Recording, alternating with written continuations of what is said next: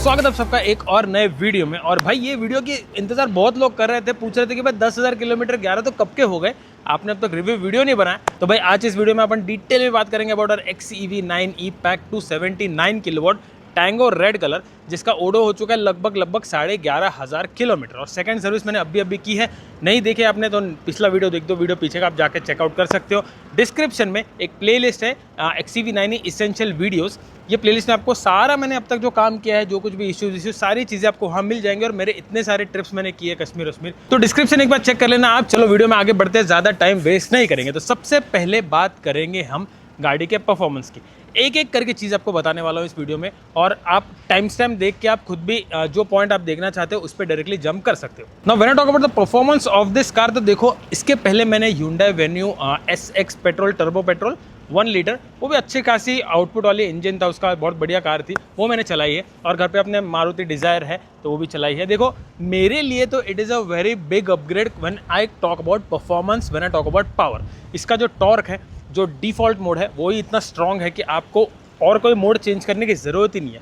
चाहे वो कार आप ओवरटेक कर सकते हो, चाहे वो स्पीड पे ओवरटेक कर सकते हो बड़े आराम से, कोई प्रॉब्लम नहीं है। तो देखो टॉर्क और इसका जो टॉप स्पीड है, देखो मैंने इसको 180 के आसपास तक भगाई है, कोई इशू नहीं हुआ, आराम से आगे भी जा सकती थी। हालांकि डिफ़ॉल्ट मोड कैप्ड है 140 के आसपास, और फिर आपको स्पोर्ट्स मोड में डालना पड़ेगा गाड़ी को अगर आपको उसके आगे भगाना है तो। लेकिन ओवरऑल जो पावर है, जो परफॉर्मेंस है, वो भाई सुपर्ब है। आप ये गाड़ी लेने के बाद कभी रिग्रेट नहीं करोगे, बिकॉज वेरी हाई चांसेस कि आपने इसके पहले इतनी पावरफुल गाड़ी ही नहीं चलाई है।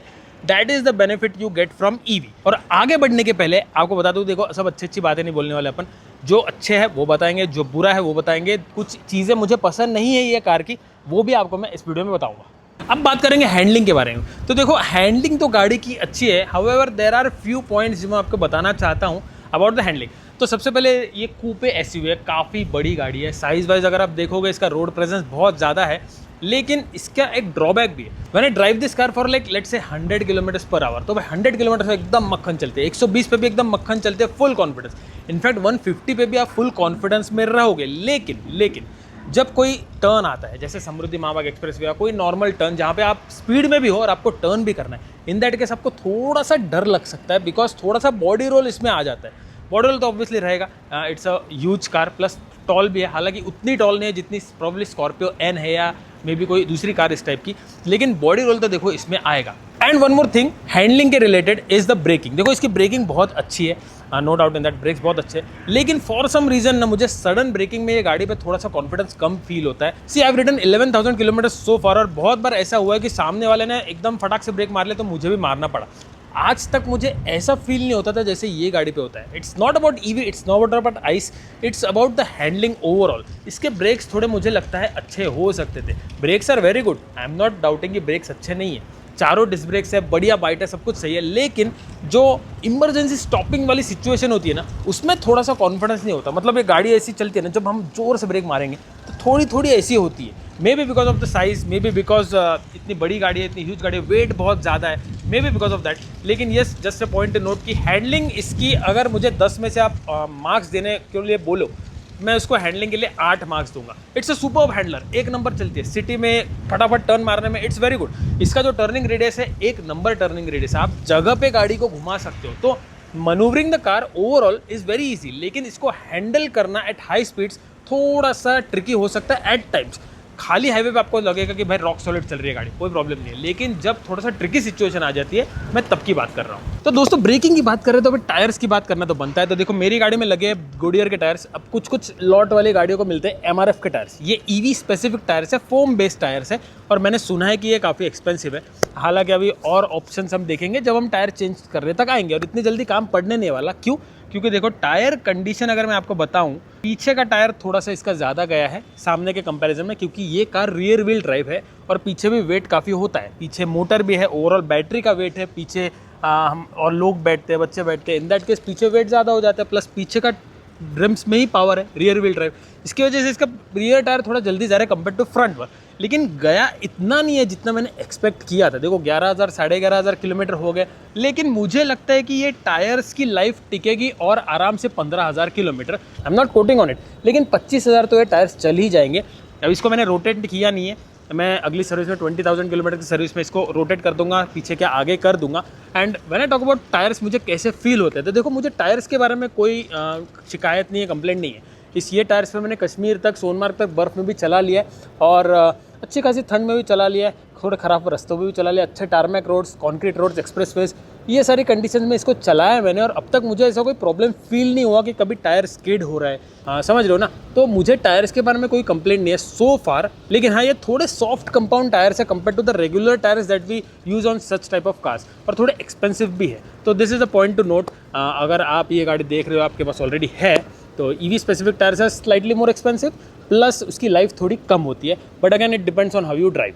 अब बात करेंगे दोस्तों गाड़ी के सस्पेंशन के बारे में। तो हैंड्स डाउन ये गाड़ी का सस्पेंशन मुझे बहुत बढ़िया लगता है, बहुत ही बढ़िया लगता है। मतलब इस टाइप के जो बम्प्स है, स्पीड ब्रेकर्स है, या कोई गड्ढे होते हैं, या फिर कोई सडन बड़ा स्पीड ब्रेकर आ जाते हैं, भाई गाड़ी ने, मतलब ये मामलों में गाड़ी का हैंडलिंग बहुत सही है बॉस, कि इसका सस्पेंशन थोड़ा सा स्टिफ भी है, बहुत सॉफ्ट भी नहीं है, एकदम परफेक्ट बैलेंस है। अंदर जो लोग सोए हैं भाई, उन लोग को कोई समझ में भी नहीं आएगा ज़्यादा कि सस्पेंशन गड्ढे वड्ढे बहुत ज़्यादा हो रहे हैं। मतलब यू वोंट फील कि फ्रस्ट्रेटेड कि यार कितने गड्ढे हैं, ऐसा नहीं होता है गाड़ी में। बहुत बढ़िया सस्पेंशन है, माइंड ब्लोइंग सस्पेंशन। और हाँ, जब हाईवे की लेवलिंग थोड़ी ऊपर नीचे होती है, ये टाइम पे सस्पेंशन बहुत बढ़िया से काम करता है, स्पेशली ऑन एक्सप्रेसवेज लाइक समृद्धि महामार्ग, जहाँ पे लेवलिंग थोड़ी ऊपर नीचे। मतलब एक नॉर्मल कार थोड़ी ऐसी अगर होती होगी, तो ये गाड़ी में उतना नहीं होगा, ये गाड़ी में ऐसा होगा, मतलब काफ़ी हद तक कम होगा भाई। एक number suspension. Now we will talk about the safety of the car, जो बिल्ड क्वालिटी है। तो बिल्ड क्वालिटी मुझे तब फील हुई जब गाड़ी के 15वें दिन में हम जब कश्मीर के लिए मुंबई से निकले थे, तब गाड़ी पीछे से ठुक गई थी। लेकिन पीछे की गाड़ी के डैमेज के हिसाब से मेरी गाड़ी को कुछ नहीं हुआ। ये वाला जो पार्ट है ना, देखिए गाइस, ये पीछे का रियर बम्पर ये अंदर चला गया था, यहाँ से थोड़ा सा बाहर निकला था और फिर ये वापस अपनी जगह पे आ गया। थोड़े स्क्रैचेस है पीपीएफ पे, इधर थोड़ा सा एक स्क्रैच है। अपार्ट फ्रॉम दैट ये वाला पोर्शन हमने फिक्स कर दिया, गाड़ी को कुछ नहीं हुआ। 5 स्टार भारत एनकैप रेटिंग के साथ ये गाड़ी आती है और बहुत ही तगड़ी बिल्ड क्वालिटी है। इसका जो पतरा है ना, ये आप देख सकते हो, ये वाला, ये काफ़ी स्ट्रॉन्ग है। ये फ्लेक्स नहीं होता इजीली, मतलब सामने अगर बोनेट में भी आप जोर से दबाओगे फ्लेक्स नहीं होता। जैसे नॉर्मली थोड़ा सा मारुति की गाड़ियों में मैंने ऑब्जर्व किया कि इजीली फ्लेक्स हो जाता है, वो टाइप का इसका सीन नहीं है। बहुत सेफ गाड़ी है, मतलब इन केस कभी कोई बुरी सिचुएशन आ गई तो एटलीस्ट ये गाड़ी किसी को बचाने की काबिलियत रखती है। That is very important. And when ever you by any car, make sure कि वो 5 स्टार रेटेड गाड़ी हो, सेफ गाड़ी हो, ये बहुत इंपॉर्टेंट है। दोस्तों अब बात करेंगे the elephant in the room, probably जिस चीज़ के लिए आप आए हो, बहुत सारे लोग आए होंगे। तो देखो गाड़ी की रेंज मैं आपको सीधा बता देता हूँ। अगर मैं 100 की स्पीड पे चलाता हूँ हाईवे पे डिपेंड करता है कौन सा है, ठीक है। तो नॉर्मल हाईवे, अगर मुंबई नासिक हाईवे या फिर मुंबई अहमदाबाद हाईवे, इस टाइप के हाईवे, एक्सप्रेस वे नहीं बोल रहा हूँ, ऐसे हाईवे पे अगर मैं 180 to 100 की स्पीड से चलाऊँगा तो ये गाड़ी आराम से 475 to 500 की रेंज दे देगी। लेकिन अगर उसी टाइप के हाईवे पे मैं 100 to 120 भगाता हूँ, ऑब्वियसली इस टाइप के हाईवे में नॉन स्टॉप वो स्पीड पे नहीं भगा सकते, हमको थोड़ी स्पीड कम होती है, फिर बढ़ती है, फिर कम होती है। इन दैट केस 100 to 120 भगाने पे ये गाड़ी आराम से 450 to 460 470 तक भी दे देगी इस टाइप के हाईवे पे। और अगर आप 80 पे चलाओ तो ये गाड़ी 500 के ऊपर आराम से दे देगी इस टाइप के हाईवे पे। हाँ, अगर हम एक्सप्रेसवेज की बात करें, देखिए जैसे समृद्धि महामार्ग या मुंबई दिल्ली एक्सप्रेसवे, जहाँ पे गाड़ी नॉन स्टॉप चलती है, 100 की स्पीड पे एक बार सेट कर दे तो 100 की ही स्पीड पे रहेगी, तो ये स्पीड पे आपको लगभग 450 के आसपास रेंज मिल जाएगी एक्सप्रेस वे पे।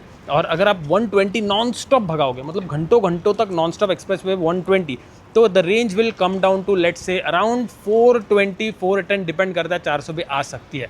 अगर उसके ऊपर मैं भगाऊंगा तो ऑब्वियसली फिर गाड़ी की रेंज थोड़ी कम हो जाएगी। जैसे अगर 130 140 नॉन स्टॉप किया है, I don't recommend it, even I don't do it, लेकिन कभी होता है ना, इन दैट केस थोड़ी रेंज आपकी 380 तक आ सकती है। और अगर सिटी कम्यूट कर रहे हो गाड़ी पे, सिटी कम्यूट पे बेस्ट रेंज दे देगी आपको, 500 प्लस आराम से मिल जाएगा, 550 भी मिल जाएगा। ये ऊपर नीचे होता है गाइज। ईवी में कैसा है ना, बहुत सारे फैक्टर्स होते हैं, जैसे हीट कितनी है, सनलाइट, एसी कितना चल रहा है, इंक्लाइन है या डिक्लाइन है, आपका ड्राइविंग स्टाइल कैसा है, तो ये सारी चीज़ों पे फैक्टर है। लेकिन ओवरऑल अगर मैं जनरलाइज करूँ तो भाई इसको मैं अगर टूर पे लेके जाऊँ तो 450 किलोमीटर की रेंज तो मुझे मिल ही जाती है। अब बात करेंगे दोस्तों ग्राउंड क्लियरेंस के बारे में। तो देखो लगभग 210 mm का ग्राउंड क्लियरेंस है, ऐसा पकड़ के चलिए आप। अनलाइडन वैसे तो 207 mm है, लेकिन 210 पकड़ के चलो। तो ये जो ग्राउंड क्लियरेंस है, इसका मुझे आज तक कभी ऐसा फील नहीं हुआ कि इसको गाड़ी से नीचे से कुछ लग गया या कुछ टच हो गया, क्योंकि बड़े स्पीड ब्रेकर भी मैंने ये गाड़ी से झेले हैं। इनफैक्ट सडन स्पीड ब्रेकर भी झेला, और जैसे ही स्पीड ब्रेकर क्रॉस किया फ्रंट टायर से गाड़ी से धपाक नीचे हुई, फिर भी गाड़ी नीचे से टच हुई नहीं। तो भाई इसका जो ग्राउंड क्लियरेंस है बढ़िया है, आप इसको थोड़ा बहुत ऑफ रोडिंग भी लेके जा सकते हो और ख़राब रास्तों पे लेके जाओ, ऐसे कोई आपको एज सच कोई बहुत इशू नहीं होने वाला। हाँ, अनलेस एंड अनटिल भाई आप ऐसी जगह ले जाओ जहाँ पे बहुत ही पत्थर वत्थर है और वहाँ पे गाड़ी ले जाना खतरा से खाली नहीं है, क्योंकि इसके नीचे होते हैं battery pack. So you don't want to damage your battery pack because of that stone और कुछ हो, थोड़ा संभल के चलाइए, कोई भी ईवी हो। लेकिन भाई ग्राउंड क्लियरेंस के मामले में लुक्स के बारे में बात करें दोस्तों, तो भाई ये गाड़ी के लुक्स थोड़े सब्जेक्टिव हो सकते हैं, लेकिन पर्सनली मुझे बहुत पसंद है। देखिए ये कूपे एसयूवी स्टाइल की कार है, स्लोपिंग रूफ लाइन है, पूरी लुक्स में एक नंबर है। जितने भी हमने आज तक ट्रिप्स किए हैं हर जगह हमको लोग मिले हैं कि कौन सी गाड़ी है, लोगों को पता भी नहीं है कौन सी गाड़ी है, स्पेशली छोटे छोटे गाँव में, और लोग भाई फोटो भी निकालते हैं गाड़ी के साथ। तो रोड प्रेजेंस ये गाड़ी का बहुत ही मैसिव है और बहुत ही बड़ा है, specially because of this 19 inch RIMS. भाई कितने बड़े बड़े व्हील्स है, देखो काफ़ी मोटे व्हील्स है, गाड़ी का ओवरऑल ब्रेड्थ बहुत ज़्यादा है, लेंथ भी बहुत ज़्यादा है, हाइट भी अच्छी खासी है। तो गाड़ी ओवरऑल ना थोड़ा एग्रेसिव स्टाइलिंग देती है रोड पे, हाईवेज पे, और थोड़ा सा अगर ऑफ रोड कर रहे हो तो भाई बहुत ही अटैकिंग फील होती है, मतलब इंटिमिडेटिंग फील होती है, और उतनी ही इंटिमिडेटिंग चलाने में भी है। तो इस लुक्स के मामले में इट्स सब्जेक्टिव, लेकिन पर्सनली मुझे गाड़ी के लुक्स बहुत पसंद है, specially with this colour. It's all subjective, लेकिन ये कलर में मुझे ये लुक्स गाड़ी बहुत पसंद आती है, स्पेशली इसका जो पूरा कनेक्टेड DRLs है फ्रंट बैक में, भाई बहुत अच्छे लगते हैं। अब भाई कोई भी कार में ना अगर आप लॉन्ग टूर्स करते हो मेरी तरह, तो भाई अच्छे लाइट्स होना बहुत ज़रूरी है। मेरा पुराना एक्सपीरियंस Hyundai Venue के साथ बहुत ख़राब था, पैथेटिक हेडलाइट्स, कुछ काम के हेडलाइट्स नहीं थे। ये गाड़ी के जो हेडलाइट्स है भाई सुपर स्ट्रॉन्ग, अमेजिंग हेडलाइट्स, इतने पावरफुल है कि ट्रक वाले भी शर्मा जाए। इनफैक्ट इसका जो ऑटोमेटिक लाइट का सिस्टम है, तो अपने हाथ से ही वो हाई बीम लो बीम करता है, डिपेंडिंग कि आगे से कोई गाड़ी आ रही है क्या, वो डिटेक्ट कर लेता है। लेकिन अगर मैं उसको ऑफ भी रखता हूँ और उसको अगर मैं हाई बीम पे भी रखता हूँ, तो नॉर्मल सिटी एरिया में वो इतना स्ट्रॉन्ग नहीं होता, लेकिन जब हम अंधेरे में होते हैं, कंप्लीट अंधेरे में, तब वो बूस्ट मोड ऑन कर देता है, मतलब इसकी ब्राइटनेस और ज़्यादा बढ़ जाती है। और इतने स्ट्रॉन्ग लाइट्स हैं ना दोस्तों कि आपको कभी ऐसा फील नहीं होगा कि आपको एक्स्ट्रा लाइट्स लगाने की ज़रूरत है या ये सब चीज़ें, क्योंकि ये जो लाइट्स है ना ये इनफ है। इसमें इनफैक्ट कॉर्नरिंग लाइट भी है, वो भी आप ऑल द टाइम भी चालू रख सकते हो, या तो फिर कॉर्नर्स के लिए भी चालू रख सकते हो। दोनों हेडलाइट्स बहुत बढ़िया, और पीछे से इनफैक्ट जो DRL की विजिबिलिटी है पीछे से भी बहुत अच्छी है, और सामने जो कनेक्टेड DRLs है ओवरऑल पूरे, ये गाड़ी को बहुत क्लियरली विजिबल बनाते हैं, चाहे वो फॉग कंडीशन हो या बारिश हो बहुत हैवी, या तो फिर इन जनरल स्टाइलिंग के हिसाब से भी। तो लाइट्स के मामलों में आप डिसअपॉइंट नहीं होने वाले, ये गाड़ी के लाइट्स बहुत अच्छे हैं। तो ये गाड़ी दोस्तों मैं बोलता हूँ कैंपिंग वाली गाड़ी है, क्योंकि ये गाड़ी में आप लिटरली सो सकते हो और इतना सामान भर सकते हो सोने के बावजूद। दिखाता हूँ आपको कैसे। अगर आपने मेरे ट्रिप्स के वीडियोस देखे तो आपको पता चल जाएगा मैं क्या बोल रहा हूँ। It has got a lot of storage, मतलब इतना स्टोरेज है दोस्तों, 150 लीटर का स्टोरेज तो आपको सामने ही मिल जाता है। और इसमें ड्रेन पाइप भी है, मतलब कुछ अगर आइस भरना है, कुछ रखना है ठंडा वंडा, तो वो भी आप रख सकते हो आराम से। तो इसमें मैंने अपना देखो ये एक्सटेंशन जो बोर्ड है ना चार्जिंग का, वो लगाया हुआ है, काफ़ी काम की चीज़ है। कहीं से भी आप 25 मीटर की केबल अर्थिंग के साथ इसको यूज़ कर सकते हो। इमरजेंसी सिचुएशन में जब ढाबे पे कोई चार्जिंग नहीं मिला तो ढाबे पे रुक के आप कर सकते हो। डिस्क्रिप्शन में लिंक दे दूंगा। वन टाइम परचेस है, थोड़ा सा 12-13 हज़ार 14 हज़ार डिपेंड करता है, लेकिन भाई वर्थ इट है, आप बाद में रिग्रेट नहीं करोगे। अगर आपके पास ईवी है ना तो ये प्रोडक्ट जरूर लेना। डिस्क्रिप्शन में अमेजोन का लिंक दे रहा हूँ, ठीक है। और पीछे आपको मिल जाएगा लगभग 660 लीटर्स का boot space. It is very big, मतलब ये इतना बड़ा है दोस्तों कि मैं यहाँ पे अपना डॉग को भी रख सकता हूँ।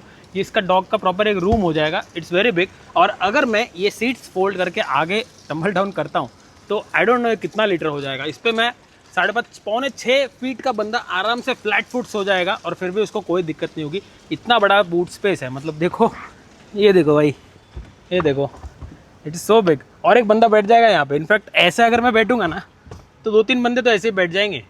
और इनफैक्ट नॉट जस्ट हियर, इसमें और भी स्पेस है इसके नीचे। तो इसके नीचे मैंने बहुत सारे एक्सेसरी रखी है। यहाँ पे आपको अच्छा खासा स्टोरेज मिल जाएगा, और इसके नीचे भी स्टोरेज है। यहाँ पे चार्जर होता है यूजुअली, वो मैंने निकाल के रखा है बाहर। यहाँ पे भी स्टोरेज है, और यहाँ पे अंदर है इसकी स्टेफनी, मतलब जो स्पेयर व्हील होता है वो छोटा डोनट साइज़ का है, लेकिन ठीक है, एक्चुअली है तो सही ना, इनफ है। तो दोस्तों हम बात करेंगे अभी चार्जिंग के बारे में। No not this electric scooter, ये अपनी एथर रेस्ता है। इसके बारे में मैंने बहुत सारा कंटेंट बनाया है, और मराठी चैनल पे भी वो आने वाला है, तो वो ज़रूर चेकआउट करना। तो देखो अपनी XCV9 ही जो है, इसकी बैटरी 79 किलोवाट की है, जिसको चार्ज होने में थोड़ा टाइम ज़्यादा लगता है compare to smaller battery of any car, और दिस कार जो 59 किलोवाट के साथ भी आती है। तो अपनी गाड़ी का ओवरऑल टोटल चार्जिंग साइकिल जो है वो लगभग 22 या 23 ऐसे कुछ हुआ है। और अगर हम वैसे देखेंगे आइडियली, तो गाड़ी के वो है 1182 किलोमीटर्स, जिसको हम डिवाइड करेंगे 22 से, तो ये देखिए इसके हिसाब से 508 दिखा रहा है। मतलब ओवरऑल अपनी गाड़ी ने 500 की रेंज तो दी ही है। अब समटाइम्स वो कम देती है, समटाइम्स बहुत ज़्यादा देती है, सिटी में तो 550 क्रॉस हो जाती है, तो सब मिला के एवरेज आउट करके इतनी है। तो डेटा के हिसाब से तो 500 की रेंज मिली है क्या, लेकिन रियल लाइफ में मिली है क्या उतनी रेंज तो नहीं, वो डिपेंड करता है ड्राइविंग स्टाइल पे, वो मैंने आपको बता दिया। लेकिन चार्जिंग पे कितना टाइम लगेगा वो मैं आपको बताता हूँ। देखो मैंने मेरी गाड़ी जो है वो पोर्टेबल चार्जर जो फ्री मिलता है उसी के साथ लिए, तो अगर मैं गाड़ी को 20% से चार्ज करूँगा 100% तक ये वाले चार्जर से 3.2 किलोवाट के स्लो AC चार्जर से, तो लगभग 24 घंटा ले लेगा। देखो मैं क्लियर कट बोल रहा हूँ, 24 घंटा ले लेगा। 7.2 किलोवाट में वो थोड़ा कम लेगा, लेट से अराउंड 15 घंटे, और 11 किलोवाट के लिए लेगा 12 घंटे। तो ऐसा डिफरेंस है, थोड़ा ऊपर नीचे हो सकता है। अगर मैं मेरी गाड़ी 5% से चार्ज करूँगा 100% से, तो 30 घंटे ले लेगी 5% से 100 होने में विद द 3.2 किलोवाट का स्लो चार्जर। अब आपके डिपेंड करता है कि आपको 7.2 लेना है, 11 पे लेना है, मुझे कोई फ़र्क नहीं पड़ता। एक बार गाड़ी पार्किंग में लग गई तो उसको मैं हफ्ता भर कहीं निकलता नहीं, तो चार्जिंग कर ले भाई, जितना टाइम लेना है कर ले। लेकिन अगर हम बाहर जाएंगे और बाहर चार्जिंग करेंगे, तो बाहर देखो बहुत अलग अलग स्पीड के चार्जर्स होते हैं। 25-30 किलोवाट का होता है, 60 का होता है, 90 का होता है, 120 भी होता है, 180 भी मिलता है, लेकिन वेरी रेयरली। यूजुअली हमको 30 तो हर जगह मिल ही जाता है, 60 भी मिल जाते हैं यूजुअली। अब 30 किलोवाट को चार्ज करने के लिए सिंपल कैलकुलेशन है गाइस, 30 किलोवाट चार्ज करना मतलब 30 किलोवाट इन 1 आवर, ऐसा कैलकुलेशन पकड़ के चलिए। तो बेसिकली अगर आपकी गाड़ी 20% से 100% है करनी है, तो फिर 79 किलोवाट की बैटरी, मतलब मेरी गाड़ी को 1.5 से 2 घंटे लग जाएंगे चार्ज करने के लिए ऑन 30 किलोवाट। वही 60 पे करूँगा तो 1 घंटा सवा घंटे के आसपास लगेगा। 90 किलोवाट पे 45 मिनट्स लगेगा और मैक्सिमम 1 आवर लगेगा। और 120 किलोवाट पे डायरेक्टली गाड़ी का जो फास्ट चार्ज है खतरनाक स्पीड पे एकदम 30 मिनट से 40 मिनट्स में गाड़ी को फुल चार्ज कर देगा फ्रॉम 20%। और ये जो मी फॉर यू ऐप है, जो महिंद्रा का ऐप है फॉर देयर इलेक्ट्रिक SUVs, तो ये देखिए बढ़िया काम करता है। मुझे अब तक ये ऐप में ऐसा कोई इशू हुआ नहीं है। कभी कभी मैं इससे लॉक अनलॉक करता हूँ तो थोड़ा सा डिले हो जाता है, 5 सेकंड 2 सेकंड का, some times, not all the time. लेकिन ओवरऑल ये ऐप बहुत बढ़िया है। यहाँ से मैं lock unlock, AC on off, lights, जो चार्जिंग का कैप है उसको लॉक अनलॉक ये सब कर सकता हूँ, डिक्की अनलॉक कर सकता हूँ, इनका एक्सपीरियंस यहाँ से ले सकता हूँ। यहाँ से मैं मतलब मोबाइल में वीडियो भी देख सकता हूँ जो गाड़ी पे चल रहा है, क्योंकि इनका एक्सपीरियंस है सेम जो हम टैब में यूज़ करेंगे पीछे अगर यूज़ करना है तो वो ये ऐप से आ जाएगा। अपार्ट फ्रॉम दैट इसमें आपको टायर प्रेशर मॉनिटरिंग, कितने आपका टायर प्रेशर है एग्जैक्ट क्या है, कंट्रोल्स जो गाड़ी के है, tail gate, lock, lights, horn, blink, ये सब कर सकते हो। चार्जिंग ऑन ऑफ कर सकते हो। क्लाइमेट में आप AC ऑन कर सकते हो, ड्यूरेशन 5 मिनट पहले 10 मिनट पहले AC कंट्रोल कर सकते हो। इसमें आप चार्जर्स भी ढूंढ सकते हो। आपका बैटरी का ओवरऑल यहाँ पे मतलब बहुत सारी चीज़ें दिखा देगा। देखिए यहाँ पे 4 साइकिल्स 23 दिखा रहा है, देखो 23 4 साइकिल्स अब तक हुए अपने, और कितना चार्ज किया है अब तक, रीजन में कितना किलोवाट गेन किया है, AC कितना किया है, DC कितना किया है, देखो क्लाइमेट कंट्रोल में कितना यूज़ हुआ है, ड्राइविंग में कितना यूज़ किया, आपको बहुत बड़ा डेटा इसमें मिल जाएगा। लास्ट चार्ज कितना हुआ है, कितना टाइम लगा, कितना किलोमीटर लास्ट चार्ज में चलेगी। फिर यहाँ पे लोकेशन में यहाँ पे आप चार्जर भी ढूंढ सकते हो। It's a very good app. Mappls का ऐप यूज़ करता है ये, गूगल मैप नहीं यूज़ करता, लेकिन overall it's a very good. ये कारप्ले में भी मैपल्स का डायरेक्टली इंटीग्रेट हो सकता है, आपको इसकी ज़रूरत भी नहीं है। अगर आपका डायरेक्टली गाड़ी के सिस्टम से अगर नेविगेशन कर रहे हो तो उसमें मैपल्स ऐप है, डायरेक्टली आप मैपल्स यूज़ कर सकते हो। आपके सामने की स्क्रीन में भी मैप इंटीग्रेट हो जाएगा। नहीं तो आप गूगल मैप भी इंटीग्रेट कर सकते हो वायरलेसली, वो सामने के आपकी स्क्रीन पे भी आ जाएगा। तो चीज़ें तो बहुत है। देखो अगर आपको टेक्निकल वीडियो चाहिए ना अंदर का, जो स्क्रीन का सारे फंक्शंस का, तो बताइए, मैं एक डिटेल में वीडियो बना सकता हूँ। लेकिन ओवरऑल वो वीडियो बनाऊंगा तो भाई वो स्पेशल वीडियो आधे 1 घंटे का हो जाएगा। Plus you have lot of other things also, आप डॉक्यूमेंट्स कर सकते हो। महिंद्रा का वॉलेट है इसमें, महिंद्रा E-चार्ज जो उनके चार्जर्स है उसका इन्फॉर्मेशन है, ESS, Ecosense, vehicle service, SOS, settings में भी बहुत सारी है, और सॉफ्टवेयर अपडेट गाड़ी का, ये वो Alexa integration, you can do a lot of things. Health data भी सिंक कर सकते हो। तो अभी क्या क्या करेंगे है ना, लेकिन ओवरऑल ये था जो चीज़ें मैंने मिस कर दी थी। अब अपना रिव्यू जो है वो कंटिन्यू करते हैं। अब बात करेंगे आखिरी पॉइंट के बारे में, जो बाहर से हम लोग बात कर रहे हैं, अंदर की बातें हम अंदर जाके करेंगे। तो देखो इसका रिफाइनमेंट कैसा है, इसकी हैंडलिंग में जो शार्पनेस होता है, स्टिफनेस होता है, जो आपको प्रॉपरली कॉन्फिडेंस देता है, वो कैसा है। तो देखो इसका रिफाइनमेंट तो एक नंबर है। अगर आपने कभी EV चलाई नहीं है तो may be you will not understand, लेकिन आप एक बार EV चला लोगे तो you can't match that refinement with any ice. मतलब हैंड्स डाउन कुछ आइस व्हीकल्स होंगे, मतलब इसके हद तक रिफाइनमेंट हो सकते हैं, लेकिन एक EV के लिए रिफाइनमेंट का कोई दूसरा ऑप्शन ही नहीं है। EV in general is very refined, और ये बहुत ही रिफाइंड गाड़ी है। आपको समझ में भी नहीं आएगा, ऐसा लगेगा पीछे से कोई धक्का दे रहा है अगर पहली बार आप EV चला रहे तो, इतना रिफाइंड फील होता है। सेकेंडली कॉन्फिडेंस की अगर बात करें तो देखो ये गाड़ी चलाने में बहुत कॉन्फिडेंस आता है। इसका टर्निंग रेडियस गजब है। आपको खुद ही चला के 500-1000 किलोमीटर चलाने के बाद आपको खुद को ही कॉन्फिडेंस आ जाएगा कि ये इतने गैप में से जाएगी क्या। बहुत बढ़िया। लेकिन इसके 2-3 ड्रॉबैक्स की वजह से थोड़ा कॉन्फिडेंस ऊपर नीचे हो जाता है, स्पेशली जब हम इसको रिवर्स कर रहे हैं या तो फिर बहुत ही टाइट स्पेस में बात कर रहे हैं, वो मैं आपको बताऊंगा अंदर बैठने के बाद। लेकिन ओवरऑल जो कॉन्फिडेंस होता है गाड़ी चलाने के लिए वो आपको इसमें देखो मिल जाएगा। तो दोस्तों हम गाड़ी के अंदर आ चुके हैं और अब हम गाड़ी के इंटरनल चीजों के बारे में बात करेंगे जो बहुत इंपॉर्टेंट है, क्योंकि बैठते हम अंदर ही है। तो देखो इन जनरल सबसे पहले बैठने के बाद आपको जो कंफर्ट है सीट्स का, वो देखो बहुत बढ़िया है। मुझे अब तक ऐसा कोई इशू फेस नहीं हुआ है सीट में। Comfort is very nice. इस पे मैंने ऑलमोस्ट 30 घंटे 32 घंटे नॉन स्टॉप गाड़ी चलाया, Punjab to Mumbai non stop. आपने नहीं देखा होगा वीडियो तो जाकर देख सकते हो।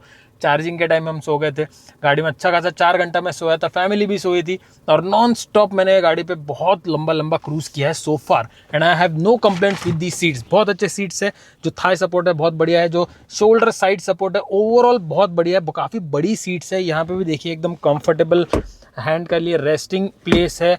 ओवरऑल पीछे की सीट भी बहुत कंफर्टेबल है, और इन जनरल आपको एक कंफर्ट जोन में काफ़ी ले जाती है कार। आपको ऐसा कोई कंप्लेंट कभी होने नहीं वाली कि कार में कंफर्ट नहीं आ रहा है। स्पेस भी देखो बहुत बढ़िया और बहुत ही कमांडिंग पोजीशन होती है। जब भी हम गाड़ी चलाते हैं दोस्तों, जो बोनेट दिख रहा है मैं इसको नीचे भी कर सकता हूँ, ऊपर भी कर सकता हूँ। इनफैक्ट ये मेरी सीट वाली पूरी इलेक्ट्रॉनिकली एडजस्टेबल है, साइड वाले नहीं है। एसी गाड़ी का बढ़िया है, मतलब फ्रैंकली बताऊं तो सामने के 2 बंदों के लिए एसी एकदम बढ़िया है। लेकिन एक पॉइंट मैंने ऑब्जर्व किया है कि काफ़ी टाइम ऐसा हुआ है ना, हमने गाड़ी चलाई अब तक विंटर्स में ही चलाई है, समर तो बस अभी आ गए, लेकिन अब तक मैंने जो ऑब्जर्व किया है ना, इसके पीछे भी देखो एसी वेंट्स है ये वाले। जैसे फॉर एग्जांपल ये देखिए, this is also one irritating thing जो आपको मैं इरिटेटिंग पार्ट्स में बताऊंगा। तो ये देखिए, ये पीछे का जो ऑप्शन है यहाँ पे, तो पीछे हवा फेंकने के लिए हमने इसको बोल दिया है। अब पीछे मैं देखूंगा तो इतनी हवा नहीं आ रही है जितनी मैं एक्सपेक्ट करता हूँ यूजुअली। तो मैं इसको अगर ब्लोअर बढ़ा दूँ, देखिए अब ब्लोअर 5 पे हो गया है, अब देखिए अब थोड़ी हवा आने लग गई। तो मैंने ऑब्जर्व ये किया दोस्तों, कई बार ऐसा हुआ कि दोपहर के समय पीछे मेरी वाइफ मुझे बोलती है कि यार एसी बंद है क्या, मैं बोल रहा हूँ एसी तो चालू है, लेकिन उसको थोड़ा सा पीछे गर्म फील होता है। तो इन दैट केस मुझे ब्लोअर 3 पे करना पड़ता है। I usually try to keep it at 1 and 24 का टेम्परेचर, लेकिन फिर मैं 22 कर देता हूँ, ब्लोअर 3 पे रखता हूँ, तब पीछे चिलिंग थोड़ी ज्यादा होती है। So this is one of the negative point जो मैं आपको बताना चाहता था। अब हम बात करेंगे ये तीनों स्क्रीन के बारे में। तो देखिए, लेफ्ट वाली स्क्रीन हम ज्यादा यूज नहीं करते क्योंकि यहाँ पे कोई बैठता नहीं है। मेरी वाइफ और बच्चे पीछे बैठते हैं क्योंकि obviously they are very small. Secondly, we don't use that screen because यहाँ पे कार्टून वार्टून चालू हो जाएगा तो वो हमेशा चालू रहेगा। We don't want to increase the screen time. ये स्क्रीन में कुछ फर्क तो कुछ है नहीं, it is a similar screen, लेकिन इसमें आपको सारे फीचर्स मिलते हैं, इसमें नहीं। इसमें बस आप मीडिया प्ले कर सकते हो, 2-3 चीजें कर सकते हो, दैट्स इट। यहाँ से आपको गाड़ी के सारे फीचर्स एक्सेस करने का यहाँ पे स्क्रीन है। तो ये स्क्रीन में इनफैक्ट कोई भी दोनों तीनों में स्क्रीन में से कोई ऐसा लैग या कोई डिले या कोई अटक रहा है ऐसा मुझे अब तक फील नहीं हुआ। कभी कभी मे बी स्लाइट मिलीसेकंड का फील हुआ होगा, लेकिन वेरी रेयर। ये स्क्रीन बहुत तगड़ी चलती है, आज तक मुझे कोई प्रॉब्लम नहीं हुआ। मतलब मैं इसको कोई भी ऐप खोलता हूँ फटाफट सब हो जाता है। Very good quality screen. In fact जैसे आपको दिखाता हूँ, ये देखिए अभी मैं इसका जो मीडिया प्लेयर है वो खोलता हूँ, देखो कितने सारे ऐप्स है इसमें। आप इंस्टाग्राम जो चाहे वो कर सकते हो। अगर मैं यूट्यूब पे जाऊँ, स्क्रीन क्वालिटी बहुत जबरदस्त मिलेगी। लेकिन एक चीज मैंने ऑब्जर्व की है कि देखिए, right now you can look at the colours. देखिए स्किन टोन देखिए, ठीक है, वार्मनेस देखिए। अब मैं इसमें अगर क्वालिटी को टॉप पे कर दूंगा, राइट नाउ 1440p पे है ये, 1080 के थोड़ा ऊपर। इसको अगर मैं 2K कर दूंगा ना, तो पता नहीं क्यों ये ऐसा दिखता है। देखिए पूरा टोन ही बदल गया, वार्मनेस बढ़ गई।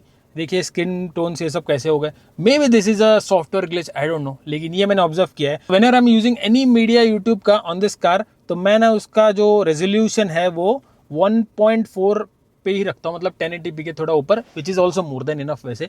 लेकिन हाँ, 2K पे थोड़ा सा वो फटा हुआ जैसा दिखाता है, पता नहीं क्यों।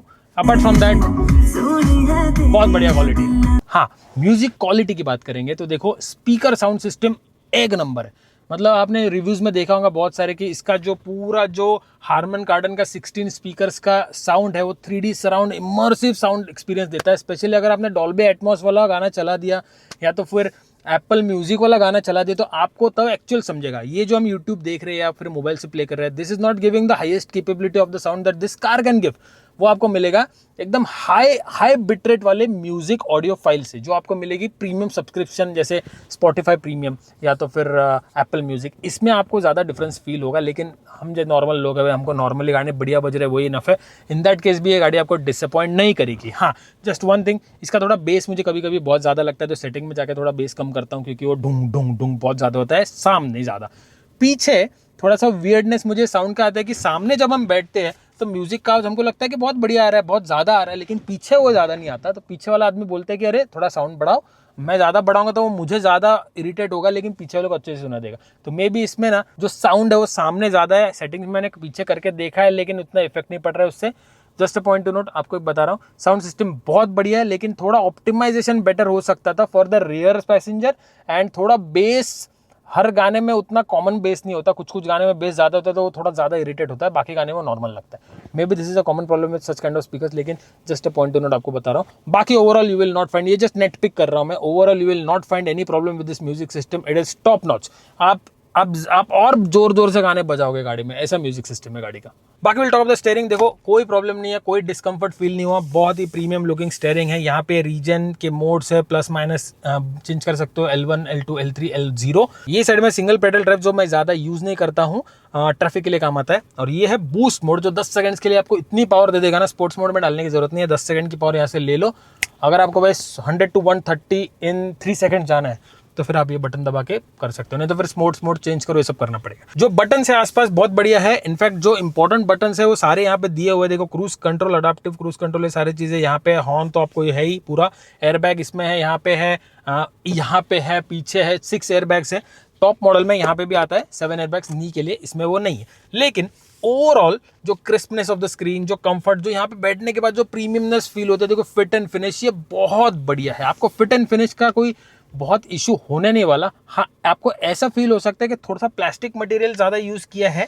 देखिए ये साइड में थोड़ा ऊपर नीचे भी है, लेकिन आई थिंक दैट्स ओके ना, क्योंकि फिर ऐसा भी नहीं है कि 50 लाख की गाड़ी, obviously this is an expensive car, लेकिन अब ये प्राइस की रेंज की कोई अब आइस कार भी ले लो तो उतना प्लास्टिक तो आपको मिलेगा ही मिलेगा, लेकिन सॉफ्ट टच एलिमेंट्स भी बहुत ज़्यादा है। लेकिन ये जो बटन्स है ना, ये थोड़े अजीब है, इनका जो टच रिस्पॉन्स मुझे कुछ खास नहीं लगता है। देखिए तो ये दबाता हो तो पूरा ही दब जाता है, तो ये टाइप का थोड़ा सा कैपेसिटिव टच या मे बी फिजिकल टच है, लेकिन ऐसा है। इसमें rear camera quality is okay, मतलब मैं ज़्यादा बेटर भी एक्सपेक्ट कर सकता था क्योंकि the price we are paying for, लेकिन दैट्स ओके। चलो, इसमें 360 कैमरा नहीं आता ये गाड़ी में, दिस इज पैक 2। यहाँ पे स्टार्ट स्टॉप स्विच है और इसके नीचे आपको यहाँ पे एक वायरलेस चार्जिंग पैड मिलता है जो अच्छा चार्ज कर लेता है, ऐसा नहीं है, लेकिन उसको टाइम लगता है काफ़ी चार्ज करने को। मेरा फ़ोन जो सैमसंग गैलेक्सी S23 अल्ट्रा, ये वायरलेस चार्जिंग में 5000 mAh की बैटरी है, 4-5 घंटे ले लेगा इसको फुल चार्ज करने में। स्लो है, 15 वाट के आसपास आई थिंक चार्जिंग स्पीड है, लेकिन हाँ मतलब इट वर्क्स। इसके अंदर भी स्टोरेज है वॉलेट रखने के लिए। सामने जो स्टोरेज है ये भी बहुत ज़्यादा है, यहाँ पे आपका गाड़ी का डॉक्यूमेंटेशन ये सब आप रख सकते हो, कुछ और भी रख सकते हो। एंड यहाँ पे आपको 2 Type-C पोर्ट भी मिलते हैं फॉर चार्जिंग, और maybe to show something on the screen, mobile लगा के ऐसा कुछ होगा तो वो कर सकते हो। नाउ कमिंग हियर, देखिए फिट एंड फिनिश, यहाँ पे अपन ने जो एक्सटर्नल PPF लगाया हुआ है, ये आपको लग नहीं रहा होगा PPF है, लेकिन ये पियानो ब्लैक के ऊपर पूरा PPF लगा है। इनफैक्ट ये साइड में भी है। तो मैंने एक वीडियो बनाया था इसके बारे में, गाड़ी का जो इंपॉर्टेंट एक्सेसरीज है, नीचे डिस्क्रिप्शन में दे दूंगा एसेंशियल प्लेलिस्ट में, वो भी आप जरूर जाके चेकआउट करना, ठीक है। कहाँ से लगाया, कितनी प्राइस है, सब आपको वहाँ पता चल जाएगा। थोड़ा जल्दी में बात कर रहा हूँ दोस्तों, क्योंकि बहुत लंबा वीडियो हो रहा है। ये जो गियर नॉब है ये बहुत अच्छा है, काम बहुत बढ़िया करता है, लेकिन प्रॉब्लम इसमें क्या होता है ना, तो अभी ड्राइव में आ गया। अब मुझे ड्राइव से कभी कभी होता है ना कि हमको इमीडिएट रिवर्स मारना है, फिर आगे जाना है, रिवर्स मारना है, आगे जा रहा है, जब हम स्पेशली पार्किंग कर रहे होते हैं, तो भाई ये 2 बार आगे करो रिवर्स, फिर 2 बार पीछे करो ड्राइव, ऐसा नहीं होना चाहिए था। ड्राइव रिवर्स थोड़ा आजू बाजू होता तो बेटर होता। अब मैं कोई electronics engineer, mechanical engineer expert नहीं हूँ कि मैंने ये गाड़ी बनाने में R&D में हेल्प किया है, नहीं। I am just talking on a customer point of view कि मेरे लिए थोड़ा सा ये कम्बरसम हो जाता है, क्योंकि हमेशा मुझे 2 बार पीछे करो, 2 बार आगे करो, 2 बार पीछे करो, ये होता है। एक क्लिक होता तो थोड़ा इजी होता, जैसे MG वेंसर मैंने यहीं पे है, ये वाला जो नॉब है इसी में आप ड्राइव रिवर्स से कर सकते हो, थोड़ा आसान हो जाता है। हालांकि not a big thing to complain, manageable है, लेकिन हाँ कभी कभी वो थोड़ा 2 बार आगे 2 बार पीछे वो करना पड़ता है। अब बात करेंगे शॉर्टकट्स बटन्स की, तो देखिए ये बहुत काम की चीज़ है, क्योंकि ये गाड़ी में ना फिजिकल बटन्स की कमी है। हालांकि विंडसर ये टाइप की गाड़ियों से तो बहुत ज़्यादा फिजिकल बटन्स है, तो इसमें आप बहुत सारी चीज़ें चेक कर सकते हो यहीं पे। लेकिन यहाँ पे देखिए ये बैक बटन है, होम और बैक बटन। सेकेंडली इसमें AC कंट्रोल है, आपको तुरंत AC खोलना है तो यहाँ से आप कंट्रोल कर सकते हो, लेकिन अगर आपको पूरा AC खोलना है तो ये एक ड्रॉबैक है कि AC के लिए मुझे ये स्क्रीन पे ही टच, कोई बटन नहीं है यहाँ पे AC का। सेम ऐसा बटन है देखो ऑडियो के लिए, तो ऑडियो से मैं इसको देखे ऐसा कंट्रोल कर सकता हूँ। और ये वाला बटन है ये मोड्स का है, तो ड्राइव मोड ये मैं दबाऊंगा तो यहाँ पे देखिए ड्राइव मोड का खुल जाएगा, आपको कौन सा मोड चाहिए देख लीजिए। इसमें डिफॉल्ट मोड आता है, एवरीडे मोड आता है, रेंज मोड आता है, फिर यहाँ पे एक रेस मोड है, रेस मोड यस, और ये सबसे पावरफुल होता है। और हर एक मोड में आप स्नो मोड भी एक्टिवेट कर सकते हो इनकेस अगर आप स्नो में हो, ठीक है। ये जो है ये स्टोरेज ये काफ़ी अच्छा है, कोल्ड स्टोरेज भी है और ठंडा भी रखता है। यहाँ पे आप सामान भी रख सकते हो। ये चाबी रखने के लिए इन्होंने ट्रे दिया है, कुछ ऐसा आप लगा सकते हो इसको, लेकिन हमारे कुछ काम का नहीं है। ये भी एक्सपांड होता है बाहर, तो ये बहुत बढ़िया चीज़ है, ये बड़ी काम किया। और अच्छा खासा लेदरेट फिनिश भी ऊपर, सॉफ्ट टच, तो ये हाथ रखने में भी काफ़ी अच्छा लगता है यहाँ पे। भाई बात करते करते गला सूख गया दोस्तों, थोड़ा सा पानी पी लेता हूँ। ओके चलो, तो अब कुछ चीज़ें मैं आपको बताऊंगा जैसे अब तक बताई है। मैं प्रॉब्लम्स अलग से डिस्कस नहीं कर रहा हूँ वीडियो में, पॉइंट के हिसाब से प्रॉब्लम है या नहीं वैसे बात कर रहा हूँ, ठीक है। तो अब बात करेंगे एडास के बारे में। तो ये पैक 2 79 किलोवाट, पैक 2 में इन जनरल एडास आता है लेवल 2, पैक 3 में लेवल 2 प्लस आता है, 2-3 चीज़ें उसमें एक्स्ट्रा है। Lane detection, central keep lane, ये सब चीज़ें बहुत अच्छे से काम करते हैं, no problem in that. Normal cruise control इस पर काम नहीं करेगा, मैंने बहुत ट्राई किया है। नॉर्मल क्रूज कंट्रोल मतलब कैसा? नॉर्मल मतलब सामने गाड़ी कितनी भी स्पीड पे हो, हमारी गाड़ी नॉन स्टैंड स्पीड पे चलेगी, वो भाई इसमें नहीं करेगा। इसमें एडास है ना, इसीलिए वो अडाप्टिव ही काम करेगा। सामने की गाड़ी स्लो ही तो अपनी गाड़ी भी स्लो, सामने की फास्ट हुई तो उसकी स्पीड मैच करके अपनी जो स्पीड लिमिट हमने सेट की है वहाँ तक गाड़ी पहुँच जाएगी। ये जो मिरर है, रियर व्यू मिरर, ये ऑटो डिमिंग मिरर है। रात को ये ऑटोमेटिकली डिम होकर पीछे का लाइट थ्रो आपको एकदम लाइट कर देता है, आंखों को चुभेगा नहीं, अच्छी बात है। लेकिन ये कूपे एसयूवी स्टाइल गाड़ी है ना, तो इसके पीछे का जो विजिबिलिटी है ना वो बहुत ही एवरेज है। अगर कोई गाड़ी मेरे पीछे 100 मीटर पीछे खड़ी होगी तो मुझे इसमें प्रॉपरली क्लियरली दिख जाएगी, लेकिन अगर वो गाड़ी थोड़ी पास आती है तो मुझे वो गाड़ी ही नहीं दिखेगी अगर वो गाड़ी छोटी है। फॉर एग्जांपल, अगर ऑल्टो पीछे मेरे गाड़ी के एग्जैक्ट पीछे ट्रैफिक सिग्नल पे खड़ी है तो I can't watch in this mirror, क्योंकि वो दिखेगी नहीं, क्योंकि इसका पीछे का जो कांच है वो बहुत हाइट पे है और बहुत ही छोटा फील्ड ऑफ व्यू देता है। जैसे ये देखो कितना छोटा सा एरिया दिख रहा है, देखो विजिबिलिटी के नाम पे कुछ है ही नहीं पीछे का। और ड्रॉबैक ये है कि अगर मैं रियर कैमरा ऑन करता हूँ तो रियर तो चालू हो जाएगा, लेकिन ये 10-15 की स्पीड के ऊपर ऑफ हो जाता है। हालांकि पैक 3 में 360 कैमरा होने की वजह से आप कभी भी एक्सेस कर सकते हो, लेकिन पैक 2 में ये एक ड्रॉबैक है कि आपको रियर व्यू अगर देखना है तो वो एक 15-20 की स्पीड के ऊपर ये बंद हो जाएगा। You have to rely on this और maybe the side mirrors. अब साइड मिरर्स की बात करें तो साइड मिरर की विजिबिलिटी एकदम एक नंबर है, कोई प्रॉब्लम नहीं है। एडजस्टेबिलिटी बहुत सही है, यहाँ से आप कहाँ से देखो, यहाँ से आप एडजस्ट कर सकते हो ईजिली, दोनों मिरर्स बढ़िया काम करते हैं। बाकी horns, button feedback, seat belt, wipers, ये सारी चीज़ें एकदम बढ़िया, कोई प्रॉब्लम नहीं है उसमें, बढ़िया काम करती है। हालांकि not a big thing to complain, manageable है, लेकिन हाँ कभी कभी वो थोड़ा 2 बार आगे 2 बार पीछे वो करना पड़ता है। अभी देखो ये गाड़ी मैंने सामने आपको USB पोर्ट नहीं मिलेगा, तो कोई आप अगर डैश कैम लगाओगे तो उसको पावर देने के लिए आपको टाइप C केबल का उसका वायरिंग चाहिए, या तो फिर कोई अडाप्टर चाहिए, या तो फिर आपको पीछे ले जाना पड़ेगा, क्योंकि इसका 12 वोल्ट का सॉकेट पीछे डिक्की में है। तो आपकी वायरिंग उस हिसाब से होना चाहिए कि पीछे ले जाके उसको पीछे वो 12 वोल्ट सॉकेट को USB अडाप्टर लगा के फिर आप यूज़ कर सकते हो। दोस्तों एक और नेगेटिव पॉइंट आपको बताना रह गया। देखो जब भी हम इसको एक्सेलरेट करते हैं, जैसे ये स्टॉप एंड गो ट्रैफिक के बारे में बात कर रहा हूँ, जब भी ट्रैफिक आती है मैं ब्रेक दबाता हूँ, जब मैं ब्रेक छोड़ता हूँ तो गाड़ी वो क्रॉल मोड में आ जाती है, हमेशा क्रॉल मोड में रहती है गाड़ी। ब्रेक छोड़ दे तो गाड़ी आगे जाएगी, या पता नहीं है एवरीडे मोड में शायद होता नहीं, मुझे 2-3 लोगों ने कमेंट किया। लेकिन जब भी मैं ब्रेक छोड़ता हूँ ट्रैफिक में तो थोड़ा सा झटका आ जाता है और फिर गाड़ी आगे जाती है। फिर ब्रेक दबाता हूँ तो फिर थोड़ा झटका, हल्का स्लाइड झटका, नॉट अ डील ब्रेकर लेकिन स्लाइड झटका, फिर गाड़ी रुकती है, फिर वापस छोड़ो, फिर वापस से झटका। एक्सीलेटर दबाओ तो हल्का सा जो स्टार्ट पिकअप होता है ना एक्सीलेटर दबाने के बाद, वो ऐसा थोड़ा झटका लगता है, वो थोड़ा और रिफाइंड हो सकता था, ऐसा मुझे लगता है। नॉट अ प्रॉब्लम तो है ही नहीं, बस एक छोटी छोटी नेट पिक करके आपको बातें बता रहा हूँ, क्योंकि ये डिटेल्ड रिव्यू है। रियर कंफर्ट दोस्तों एक नंबर है। अब मेरे सामने की सीट जो है ये मेरे हिसाब से मैंने एडजस्ट की है, मैं पीछे बैठा हूँ, यहाँ पे देखिए काफ़ी लेग रूम है, आराम से बैठने के बाद भी देखिए इतना लेग रूम और मेरे पास है। इनफैक्ट मैं पैर ऐसा फोल्ड करके भी आराम से बैठ सकता हूँ। यार पीछे बढ़िया है भाई, यहाँ पे लग्जरी वाली फीलिंग है। अब हम ड्राइव करते हैं ना ज़्यादातर तो हमको पीछे बैठने का ज़्यादा मौका नहीं मिलता है। ये हमारी सीट नहीं है, ये ऊपर एक कवर चढ़ा हुआ है, क्योंकि पीछे बच्चे गंदगी बहुत करते, खाने पीने का सामान गिरता है ना, इसीलिए लगा के रखा है। ये अमेजोन में मिल जाएगा। एक्चुअली यूजुअली डॉग्स के लिए यूज़ होता है, जो पीछे डॉग्स बैठते हैं कुछ कुछ लोगों के कार में, तो आप ये खरीद सकते हो। नीचे डिस्क्रिप्शन में लिंक अगर याद रहा तो आपको दे दूंगा। बहुत कंफर्टिंग है, we will have no problem whatsoever. In fact ये रिक्लाइन भी होता है, तो इसको थोड़ा आप ये देखिए रिक्लाइन था, वापस मैंने इसको लिया। रिक्लाइनिंग भी काफ़ी अच्छी है, काफ़ी कंफर्टेबल है, और जो व्यू है ये भी बहुत मिलता है आपको। क्लॉस्ट्रोफोबिक ये गाड़ी में फील नहीं होता जितना BE6 में होगा। BE6 थोड़ी क्लॉस्ट्रोफोबिक है। जो सनरूफ है, मतलब मून रूफ, ये पूरी ओपन है पीछे तक, all the way till my head, तो काफ़ी एरिस फील होता है, काफ़ी अच्छा फील होता है, प्रीमियम फील होगा आपको। और ये जो ग्लासेस है ना दोस्तों, चारों विंडो ग्लासेस ये सोलर ग्लासेस है। यहाँ पे देखिए साइन भी लिखी हुई है, सनलाइट रिफ्लेक्ट हो रही है, ऐसी साइन है। तो सोलर ग्लासेस मतलब क्या कि जो यूवी रेज होती है, जो हार्श किरणें होती है सूरज भगवान की जो निकलती है, तो वो यहाँ से थोड़ी कट हो जाएगी, तो आपको मतलब एक हल्की सी फिल्म जैसा फील होगा, लेकिन the glass is made like that. आपको एक्सटर्नल फिल्म लगाने की ज़्यादा ज़रूरत नहीं है गाड़ी में। और सामने जो है जो विंडशील्ड का ग्लास है वो सोलर प्लस अकूस्टिक ग्लास है। अकूस्टिक मतलब बाहर का साउंड कम आने देगा अंदर, तो वो साउंड प्रूफिंग का काम करता है। पीछे डिक्कियां भी इजीली एक्सेस कर सकते हो। देखो ये ट्रे जो है ऑल द वे वहां तक भी लेके जा सकते हो और फिर उसके ऊपर भी कुछ रख सकते हो। इसको हम फोल्ड कर देंगे तो पूरा यहाँ पे बेड बन जाएगा और फिर आराम से यहाँ पे सो भी सकते हैं। ये यहाँ पे हमको देखो 65 वाट के फास्ट चार्जर मिल जाते हैं, काफ़ी ज़्यादा। घर पे अपने 65 वाट की अडाप्टर भी नहीं होता इन जनरल।